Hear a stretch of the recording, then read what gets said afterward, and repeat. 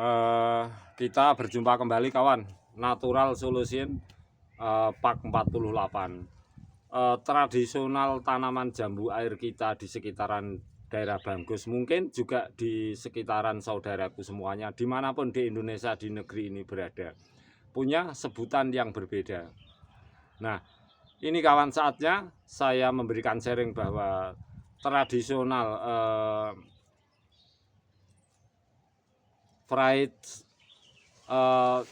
water jambu kita biasa menyebut sebagai jambu uwer. Nah, ini akan kita sharingkan. Barangkali sharing saya nanti ada saudaraku di Maron berapa nanti tidak sesuai nama-nama, tetapi yang kita ketahui jambu air itu di daerah Bangkus cuma menyebutan jambu uwer. Nah, inilah yang sering kita dapati di masa lalu. Ada dua jenis jambu air sebenarnya yang disebut, kita menyebutnya sebagai jambu uwer, kemudian jambu merah. Nah, jambu merah itu yang biasa juga bentuknya mirip sekali. Nah, yang kita sebut sebagai jambu abang atau jambu kesemu abang. Nah, sementara ya ada kita lakukan rolling, ini akan kita pindah ke tempat lain, kemudian kita lakukan rolling.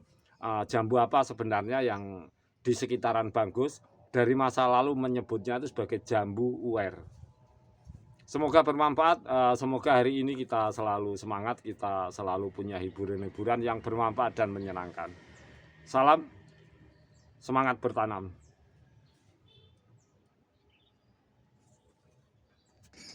Nah, di sini kawan, mungkin di daerah sahabatku ada yang menyebut nama-nama lain. Ini adalah sebutan jambu uwer di daerah Banggus. Kita akan rolling, kita akan pindah tempat. Sebelumnya telah kita berikan teknik natural solution sebelumnya. Ini kita pindahkan dulu, kita tempatkan di sini kawan.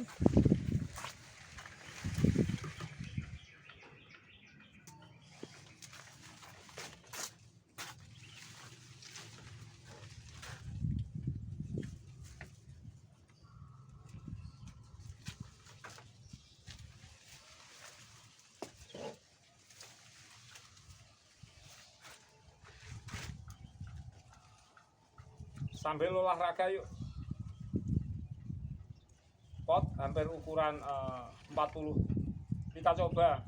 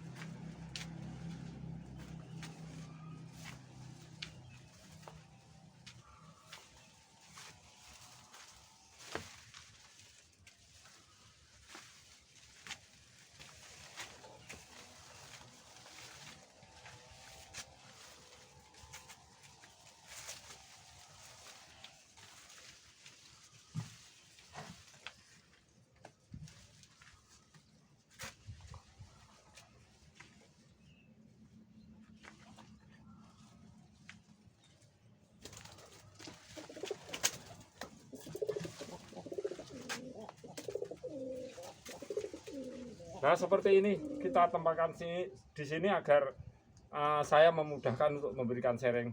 Kita rolling tempatnya kawan. Sebab kadang-kadang kita pernah memberikan sharing bahwa matahari itu memang dari terbit dari timur ke barat. Bagaimana kita mendapati bahwa di iklim kita, maksudnya kebenarannya tentu sahabat semuanya bisa mempelajari. Kita ini hanya kebiasaan-kebiasaan. Kalau pagi sampai tengah hari itu biasanya tanaman terpicu oleh pertumbuhan vegetatif untuk jambu air. Tapi di saat tengah hari sampai sore hari biasanya itu tanaman jambu air di pot akan mudah mengeluarkan bunga jika tersinari matahari tengah hari sampai sore hari. Tetapi perkembangan vegetatif itu saya cenderung untuk pagi hari sampai tengah hari. Semoga kebiasaan ini tidak menjadi salah pengertian, karena kita juga terus untuk mempelajari situasi agar sahabatku semuanya untuk jambu air bisa bertanam di lahan lantai 1 yang banyak fungsinya manfaatnya, pengetahuannya di masa-masa mendatang. Kita juga akan pindah rolling yang satunya kawan sebelum saya memberikan sharing.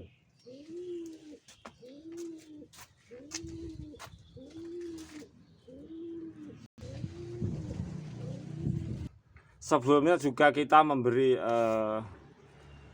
cara mudah, cara ringan, jadi kita sambil olahraga bisa mengangkat, tetapi karena teknik rawatan vegetatif kita memindahkan tanaman itu sangat mudah.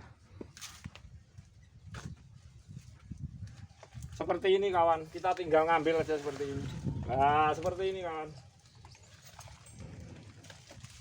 Manfaat teknik rawatan vegetatif, kita bisa memberi solusi ringan.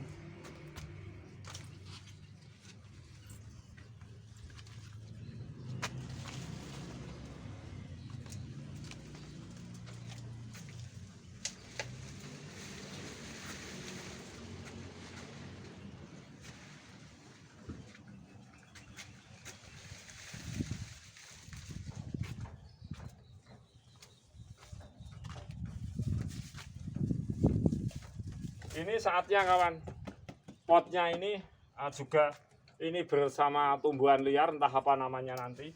Saatnya tersinari matahari dengan full. Kita angkat di tempat, kita rolling.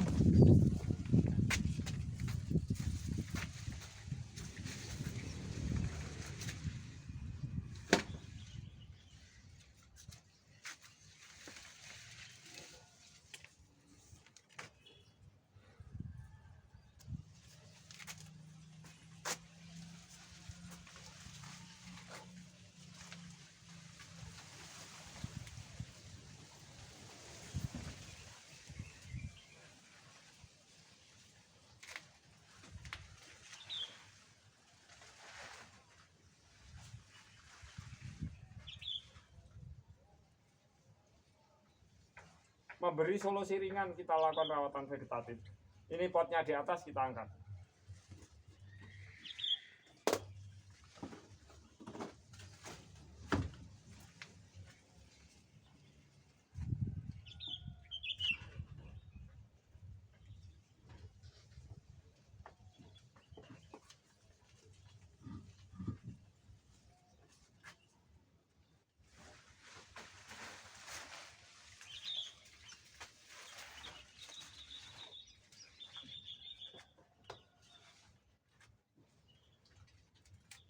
Setelah kita lakukan pemindahan kawan, tentu untuk perkembang biakan tumbuh kembangnya tanaman jambu air ini di saat terkena setengah matahari juga terkena full matahari. Apalagi tentu kita bisa membedakan ketika tersinari matahari dari pagi sampai jam 12 waktu Indonesia Barat, kemudian dari jam 12 sampai menjelang terbenam matahari waktu Indonesia Barat. Ada perbedaan-perbedaan yang barangkali nantinya bisa memberikan ini pengetahuan yang bermanfaat bagi sahabatku semuanya. Sekedar sharing bahwa jenis tanaman ini jelas nampak sekali ciri khas buah-buahnya. Jadi warnanya itu kalau yang jenis jambu uwer, yang namanya jambu uwer putih, itu seperti ini ciri khas buahnya. Di tanaman ini buahnya memang sangat lebat, apalagi kalau cukup matahari, cukup air, kita rawat media tanam tanah dan kompos tumbuhan lunak. Kadang-kadang kita nama-nama sebuah tanaman seperti jenis tanaman jambu air ini memang berbeda-beda. Kalau di sekitaran Banggus sekali lagi ini nyebutnya sebagai tanaman jambu uwer. Nah, jambu uwer yang kita ada itu ada dua macam. Bentuknya hampir sama seperti ini kawan. Tetapi salah satu ciri khas jambu uwer nanti setelah fase maksimal, fase generatifnya buah ini biasanya ada biji-bijinya, kadang-kadang berbiji, kadang-kadang tidak. Ini adalah salah satu ciri khas tanaman jambu uwer yang ada di sekitaran Banggus. Barangkali sahabatku punya nama lain-lain di setiap daerah masing-masing, tetapi di sekitaran Bangkus, di daerah Bangkus di Tuban itu menyebutnya sebagai tanaman jambu uwer. Tanaman sebutan jambu uwer sudah kita ketahui bersama sejak masa lalu atau tempo dulu. Ada dua macam. Pentingnya sharing ini kita berikan sebab ini adalah jenis jambu uwer yang memang kita dapati dari kawan kita. Oleh sebab itu melihat usia dari indukannya itu memang sudah sangat tua sekali. Oleh sebab itu kita tetap menyebut jenis tanaman jambu ini adalah jambu uwer. Jika punya kemiripan buah, ciri khas dan lain-lain itu terserah sahabatku semuanya menyebutnya. Tentu setiap daerah punya nama itu sendiri-sendiri. Jambu uwer yaitu jambu air atau menyebutnya sebagai kita jambu uwer yang kita dapati di sekitaran daerah Tuban dan sekitarnya seperti ini. Jadi sekitaran daerah Tuban misalnya Tuban, Bojonegoro dan lain-lain memang daerah distrik kabupaten yang berdekatan ada jambu kapas. Bojonegoro ada jambu uwer asli Tuban, ada jambu uwer merah yang orang menyebut itu kesuma merah. Itu cuma perbedaan penyebutan saja. Nah, untuk yang kesuma merah tentu mirip saja. Ini jambu putih, jambu merah, jambu uwer putih, jambu uwer abang, gitu saja kita menyebut tempo dulu.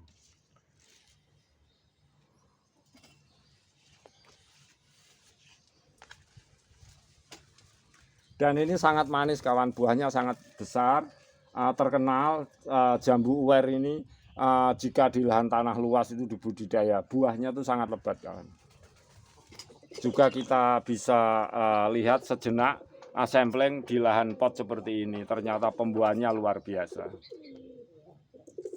Kita sudah bungkus seperti ini agar ini aman kawan. Maksud saya walaupun di lantai 1 banyak burung-burung pemakan buah, kita dengarkan burung-burung kicau pemakan buah. Ini kalau tidak kita bungkus, nanti saya tidak bisa memberikan sampling, bisa habis duluan oleh burung-burung pemakan buah.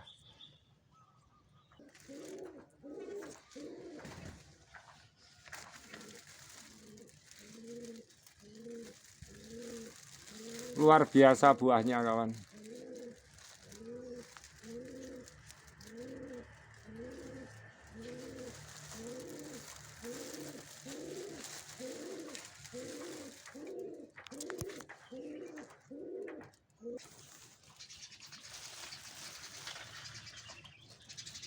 Jambu uwer sejenak kita berikan sharing.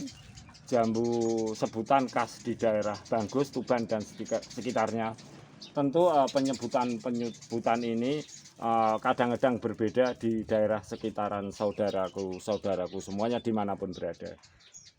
Ciri khas khusus jambu ini adalah warnanya sangat bening putih kawan, kemudian tampak bulat lonjong, tetapi kadang-kadang kalau asli jambu uwer kadang-kadang berbiji, kadang-kadang tidak. Oleh sebab itu kita memberikan sharing ini semoga terus bisa berlanjut agar kita jelas menjadi sisi pengetahuan tanaman jambu air, juga buat sisi hiburan, di mana hiburan kita ada tanaman juga sudut pandang kesehatan kita. Tentu di lantai 1 seperti ini tanaman jenis jambu uwer ini akan selalu cocok apapun alasannya. Ini memang salah satu jenis jambu memang yang pernah ada di sekitaran kita di masa lalu. Jambu uwer sebutan asli khas Tuban dan sekitarnya.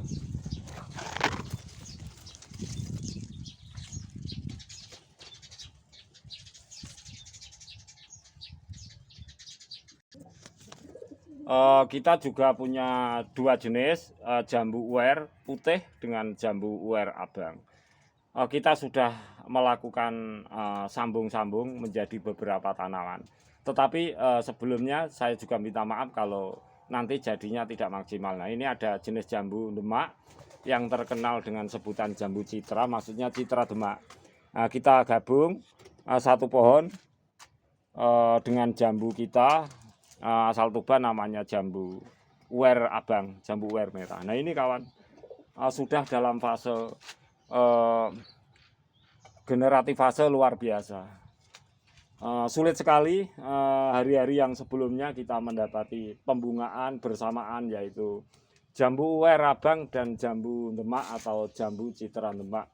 Kita jadikan satu dalam satu pohon di pot, tetapi untuk kali ini kawan baru ada fase pembungaan yang sama. Semoga kedepannya ini jadi. Kita cek dulu pembungaannya. Nah ini kawan, ini yang jenis jambu citra. Nah ini maksudnya adalah jambu demak, citra demak, jambu air citra demak. Ini bunganya juga bagus. Nah dari ranting ke sini kawan, kita lupa entah berapa tanaman. Nah ini jelas ciri khas daun jambu citra demak. Kita lihat rantingnya. Nah rantingnya kita sudah bentuk teknik sakdon dari 90 menuju 180 derajat. Kemudian ada beberapa ranting yang kita sambung. Kita sambung dengan jambu uwer abang yang disebut jambu kesuma merah atau jambu kusumo abang. Nah ini kawan. Nah ini pembungaannya jambu kesumo abang. Nah ini ciri khas daun-daunnya kawan tentu berbeda. Nah kita perhatikan. Kita coba ambil satu daunnya kawan, kita bandingkan dengan, kita coba ambil daunnya kawan ya. Kita ambil satu daunnya, kita bandingkan dengan daun jambu demak atau citra demak. Nah tentu berbeda kawan. Coba lihat, nah tentu berbeda. Teksturnya sangat berbeda. Kalau tingkat kesuburan sama, kenapa teksturnya seperti ini? Jadi membedakan sekali. Kalau jambu demak, citra demak itu ada yang putih, tetapi ini adalah citra demak yang merah, kita sebut jambu citra. Jambu demak. Sama-sama merahnya, tapi tekstur buahnya nanti berbeda. Walaupun ini belum maksimal, tetapi kita cepat memberikan sharing, kita juga agar nantinya kita tidak percuma saja. Semoga berhasil kawan nanti. Ada dua jenis jambu yang bersamaan, bisa dalam generatif fase. Semoga tidak gagal. Tentu saya sebagai pengunggah video Agus Wito Channel, hal ini tentu akan kita berikan sharing secara rutin. Semoga saya atas doanya sahabatku semuanya, saya telah diberi anugerah kesehatan juga rezeki saya yang cukup, alhamdulillah. Juga sahabatku semuanya, dimanapun berada saudaraku, semangat. Saya doakan untuk saudaraku semoga lancar rezeki, usaha, dan segala karunia yang diberikan Allah Subhanahu wa Ta'ala untuk kita semua, amin. Baru kali ini saya ulang kembali, satu jenis pohon jambu citra merah dengan jambu uwer abang atau jambu kesuma abang bisa bergeneratif fase dengan bagus secara bersamaan.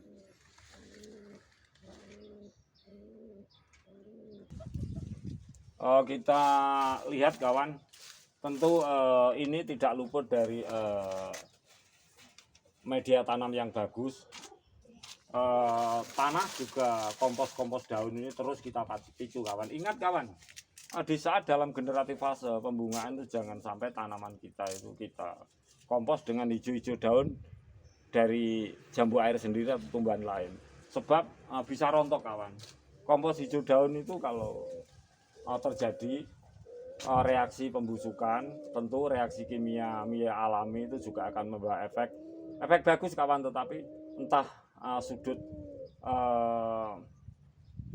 keilmuan apa saya juga kurang jelas. Tetapi kalau dalam generatif fase di pot kita banyak menggunakan tumbuhan basah, tumbuhan hijau lunak, akhirnya juga terjadi kerontokan pada tanaman jambu air di pot di saat fase generatif. Hati-hati, bisa tambah media tanam tetapi usahakan selalu daun-daun kering.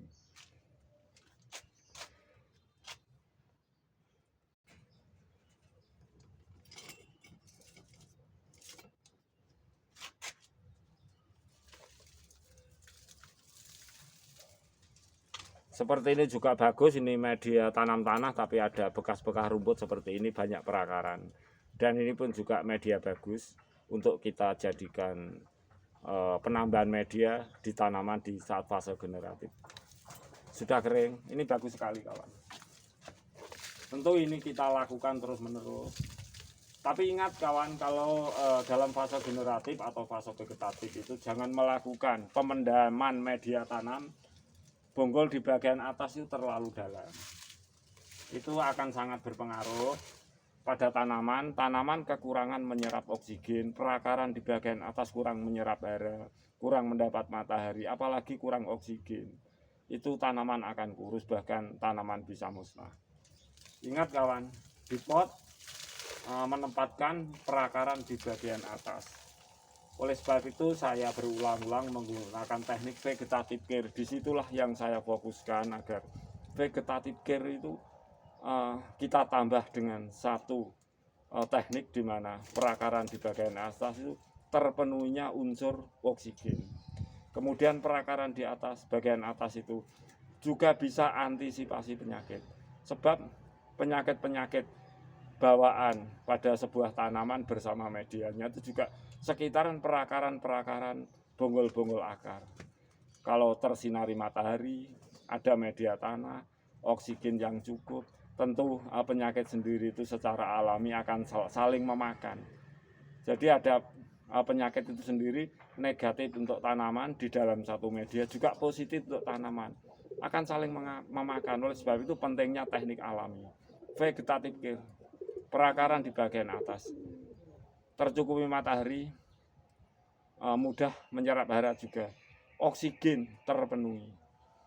Ingat, oksigen itu sendiri adalah sangat membantu pembesaran buah. Kita pernah mencobanya. Jadi kerontokan, maaf saya sedikit banyak bicara, barangkali bisa menjadikan keilmuan, saudaraku bisa menggali lebih baik. Kalau rawatan kawan, namanya rawatan di saat fase vegetatif generatif seperti ini, kalau kita menggunakan kompos daun-daun hijau itu bisa rontok, karena daun hijau itu kalau sudah melalui pembusukan dengan proses kimia alami juga akan berpengaruh pada generatif fase, bisa rontok. Nah, kemudian yang kedua kawan, tanaman di pot kawan ya, saudaraku coba saja. Dari fase generatif kita pendam perakarannya terlalu dalam, juga pembuahan bisa rontok. Oleh sebab itu saya tetap berkeyakinan bahwa untuk membantu proses pembuahan yang sempurna dari A sampai Z akhirnya menjadi buah yang sempurna di pot, tentu cukup faktor oksigen. Silahkan sahabatku semua buktikan bahwa unsur oksigen itu juga bisa membantu pembesaran buah, agar buah itu menjadi baik dan normal walaupun di pot. Tetapi juga begitu kawan, semua saling berkaitan juga faktor matahari. Matahari juga membantu pembesaran buah. Matahari juga membantu menormalkan temperatur atau suhu. Jadi semuanya itu memang harus kita kondisikan. Jadi di mana tanaman kita di pot, medianya berapa, pentingnya rawatan vegetatif care, pentingnya teknik shutdown, itu semuanya kita tuh sesuaikan dan faktor kondisi tempat dan sebagainya. Dari shutdown perundukan 90 menuju 180 derajat. Ingat, untuk saat ini memang kadang-kadang kita tidak memerlukan hal seperti ini. Saya yakin masa-masa mendatang di mana kita punya hunian-hunian yang padat, tentu tanaman tabulan pot berupa tanaman buah-buahan akan kita perlukan di lantai 1, 2, 3 dan sebagainya.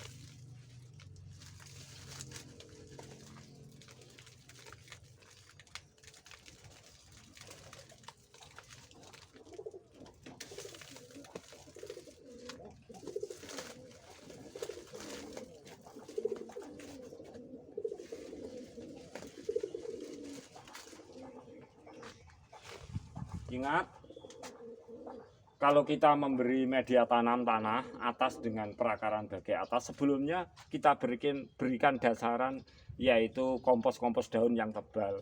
Kita sedikit kita pendami tanah bagian atas, tetap oksigen lancar. Apalagi kalau kompos-kompos daun kering dan sudah bereaksi aktif dengan tanah, dihuni mikroba. Mikroba sendiri itu sangat memerlukan oksigen. Mikroba sini ada zat-zat pembuangan. Dari kotoran mikroba juga akan membantu kesuburan tanaman jambu air. Jadi kita tidak susah harus memupuk kandang, pupuk berasal dari mana. Ingat kawan, ini di pot. Jadi size ukuran berapa yang kita berikan itu tergantung kita di mana melakukan pemupukan dari tumbuhan-tumbuhan lunak atau tumbuhan-tumbuhan lainnya secara alami di sini. Jadi berapa dosis yang diperlukan untuk memberikan tanaman di pot itu agar zat-zat pupuk kandang itu bisa terpenuhi. Kita lakukan tergantung kita memupuk zat hijau daun di sini. Akhirnya berapa mikroba yang bereaksi aktif di sini, juga berapa kotoran yang dikeluarkan dibuang oleh mikroba sendiri akan menjadi ukuran bagi tanaman kita membutuhkan berapa perbandingannya. Dan ini tentu pengetahuan kita bersama, sebab pentingnya keseimbangan faktor kondisi situasi tanaman di mana tanaman itu berada. Tentu sangat berlainan ketika kita dapati di lahan tanah luas, tetapi inilah implementasi saya unggahan video channel video unggahan Agus Wito Channel. Dan kita akan selalu semangat dan kita akan berikan terus-menerus di masa-masa yang akan datang. Semoga Allah SWT selalu memberikan kesehatan hidayahnya kepada kita semua.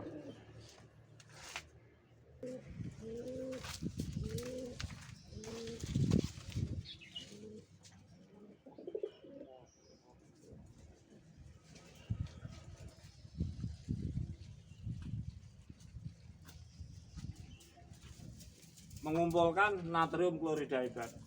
Nah, ini kawan, kita sapu sahabatku dengan cukup 1 lidi seperti ini. Lidi ini terbuat dari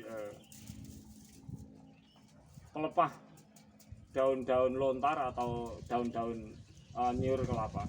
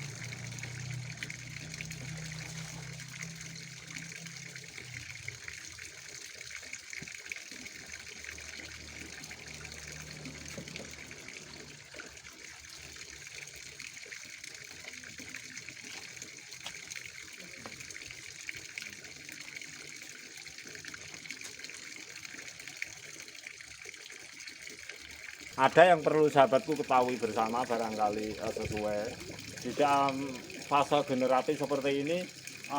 Curah hujan kurang, terik matahari tentu di saat pagi hari kita siram seperti ini secukupnya. Usahakan kalau menyiram itu cukup di pagi hari di dalam fase generatif.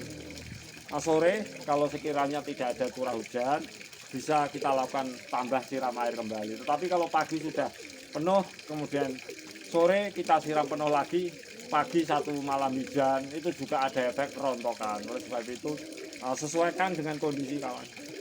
Inilah yang saya katakan bahwa teori kita praktekkan dengan teknik-teknik itu kadang bersesuaian, kadang tidak, sebab situasi kondisi sekitaran daerah sahabatku semuanya kita juga tidak mengetahui.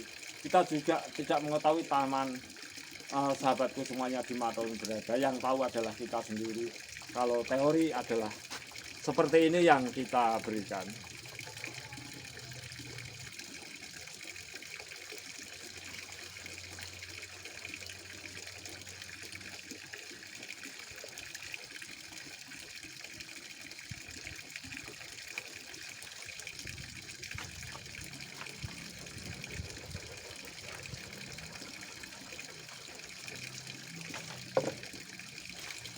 Kita kembalikan semula. Nah, kita kembalikan semula.